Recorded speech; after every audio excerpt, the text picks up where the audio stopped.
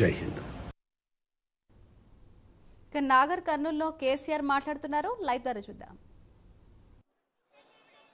చట్టం ప్రకారం భారతదేశంలో ఉన్న చట్టం ప్రకారం ఏ రాష్ట్రంలో ఎన్ని జిల్లాలుంటే ప్రతి జిల్లాకు ఒక నవోదయ పాఠశాల ఇవ్వాలి. నవోదయ పాఠశాల ఇస్తే పేద పిల్లలు బ్రహ్మాండంగా చదువుకుంటారు. నరేంద్ర మోడీకి నేను 100 ఉత్తరాలు రాసిన, దండం పెట్టి అడిగినా, అయ్యా మాది కొత్త రాష్ట్రం, చట్టం ఉంది, చట్టం ప్రకారం రావాల్సిన నవోదయ పాఠశాల ఇవ్వమంటే ఒక్కటి కూడా ఇయ్యలే. ఆయన ఇస్తే ఇలా నాగర్ కర్నూలు నవోదయ పాఠశాల రాకపోవునా వచ్చిందా? మరి ఎందుకు వేయాలి బీజేపీకి ఓటు? భారతదేశంలో 157 మెడికల్ కాలేజీలు పెట్టాడు ఆయన. నేనన్నా మేము కొత్త రాష్ట్రమయ్యా, మాకు ఒక 4 ఇయ్యలే, ఒక్కటి కూడా ఇయ్యలే. పాలమూరు ఎత్తిపోతల పథకం, దాంతో బతుకుతుంది పాలమూరు. ఇక్కడనే ఉన్నది మన వట్టెం రిజర్వాయర్. కొన్ని గ్రామాలు పోయినా నీళ్లు రావాలి, లక్షల ఎకరాలు వారాలని చెప్పి ఆరాటపడి కట్టుకున్నాం. దానికి జాతీయ హోదా ఇవ్వమన్నాం. కొత్త రాష్ట్రం కాబట్టి ఒక 25,000 కోట్లు సాయం చేయమన్నాం. 25 న్యాయ పైసలు కూడా ఇయ్యలే. ఉల్టా ఏం చేసిండు మోడీ? కేసీఆర్, నువ్వు రైతుల మోటార్ల కరెంటు మీటర్లు పెట్టాలి, లేకపోతే సంవత్సరానికి 5,000 కోట్లు నీకు ఇచ్చే గ్రాంట్ కట్ చేస్తాను. నేను చెప్పిన మోడీ గారు, నా తల తెగిపడ్డా సరే నేను మీటర్లు పెట్టాలని చెప్పి, నా రాష్ట్రంలో నా రైతుల కరెంటు కావాలి, ఆ బాధ ఏందో నాకు తెలుసు, నేను కూడా రైతునే, నేను మీటర్లు పెట్టాను. కానీ ఇప్పుడు ఏమవుతుంది? దయచేసి జాగ్రత్తగా ఆలోచించాలి. ఏమవుతుంది ఇప్పుడు? మళ్ళా మీరు బీజేపీకి ఒక్క ఓటు వేసినా ఏమంటాడు నరేంద్ర మోడీ? నేను మీటర్ పెడతానంగా కూడా నాకే గుద్దినరు, బరాబర్ పెడతా అంటాడు. అప్పుడే ఆడుకోవాలి మనం. అందుకే యువకులకు చెప్తున్నా, దయచేసి ఆలోచన చేయాలి. అందుకే ఏదో ఉన్మాదంలో పడి పోవద్దు. మన బతుకులు కావన్నా, మన పంటలు పండన్నా, మన పొలాలు బాగుండన్నా, ఈ నరేంద్ర మోడీ గాయ గత్తర కావన్నా ఏం కావాలి?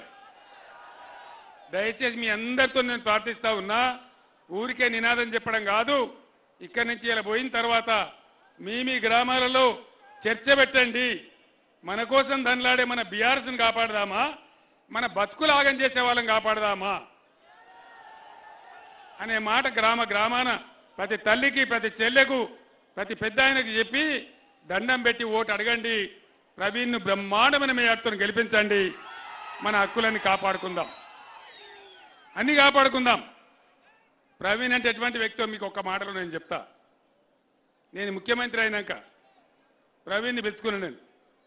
ప్రవీణ్ గారు, మీరు గురుకులాలు మంచిగా నడుపుతున్నారు, ఇంకా బాగా నడపాలి, మీకు బడ్జెట్ ఎంత కావాలన్నదో తీసుకోండి, వాటిని జూనియర్ కాలేజీలు కూడా చేయండి, బ్రహ్మాండంగా చేయమని చెప్పిన. తెలంగాణ గురుకులాలంటే ఇంటర్నేషనల్ స్కూల్స్కు సమానం. అద్భుతమైనటువంటి డాక్టర్లు, ఇంజనీర్లు, ఐఐటీలు, ఐఐఎంలు, ఐఏఎస్లు, పైలట్లు, హిమాలయ పర్వత శిఖరాలు ఎక్కిన బిడ్డలు, అక్కడి నుంచి ఎవరెస్ట్ శిఖరాలు ఎక్కిన బిడ్డలు ఆ గురుకులాల నుంచి పుట్టించిన వ్యక్తి ఎవరు? మన ఆర్ఎస్ ప్రవీణ్ కుమార్. ఆయనకు ఒక కమిట్మెంట్ ఉంది, దేశాన్ని బాగు చేయాలని ఉంది, అట్టడుగు వర్గాలను పైకి తేవాలని ఉంది, మన రైతులను కాపాడుకోవాలని ఉంది, మన రాష్ట్రాన్ని మేలు చేసుకోవాలని ఉంది.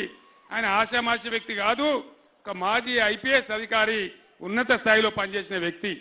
ఇట్లాంటి వ్యక్తులు గెలిస్తే విచక్షణ ఉంటుంది, మంచి ఉంటుంది, చెడ్డ ఉంటుంది, అన్ని లాభాలు జరుగుతాయి. ఇటువంటి వ్యక్తి మళ్ళా దొరకరు. మామూలు నాయకులు దొరుకుతారు, కానీ ఇటువంటి వ్యక్తులు చదువుకున్న వాళ్ళు రాజకీయాలకు వచ్చి సేవ చేస్తామని వచ్చినప్పుడు గెలిపించుకోవడం మన బాధ్యత. हमारे तेलंगाना रियासत के हमारे मुसलमान बुजुर्गों को, भाइयों को और बहनों को मैं तहे दिल से सलाम करता हूं. भाइयों, एक बात सोचिए, आज तेलंगाना रियासत में क्या हो रहा है?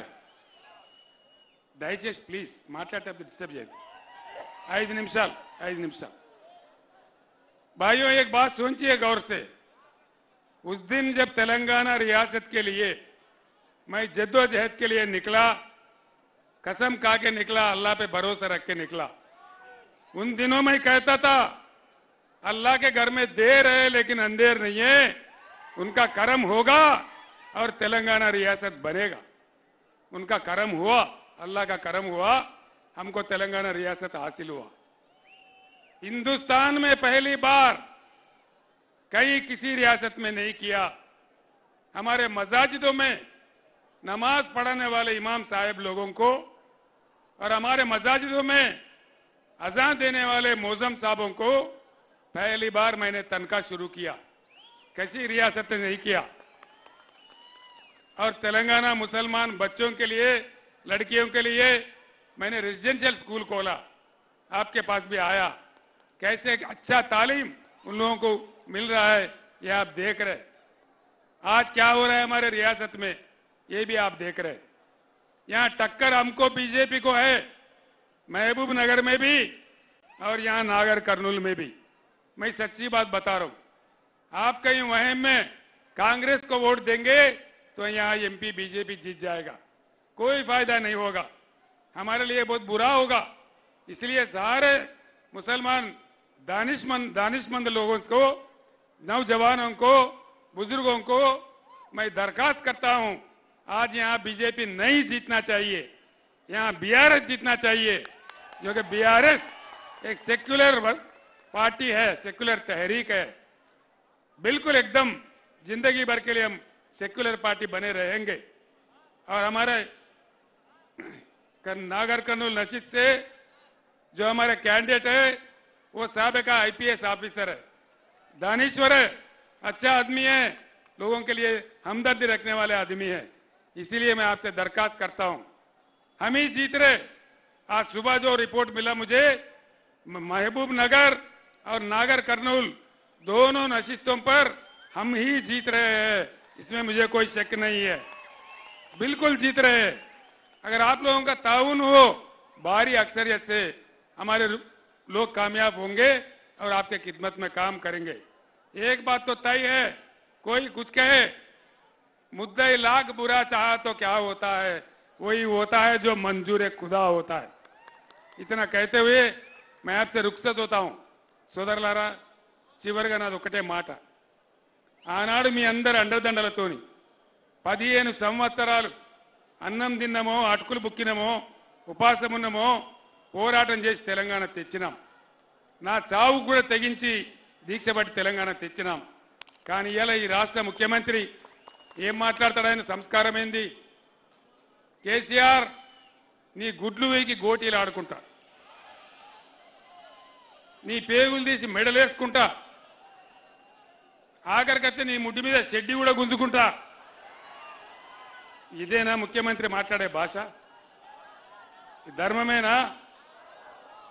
తెలంగాణ సాధించిన వ్యక్తిని, ఇన్నేళ్లు పోరాటం చేసిన వ్యక్తిని, వచ్చిన తెలంగాణను తెల్లగా చేసిన వ్యక్తిని, తెలంగాణకు మంచినీళ్లు, కరెంటు, సాగునీళ్ల కోసం తన్లాడిన వ్యక్తిని నన్ను పట్టుకొని ఇన్ని మాటలు అనొచ్చునా? ధర్మమేనా ఇది?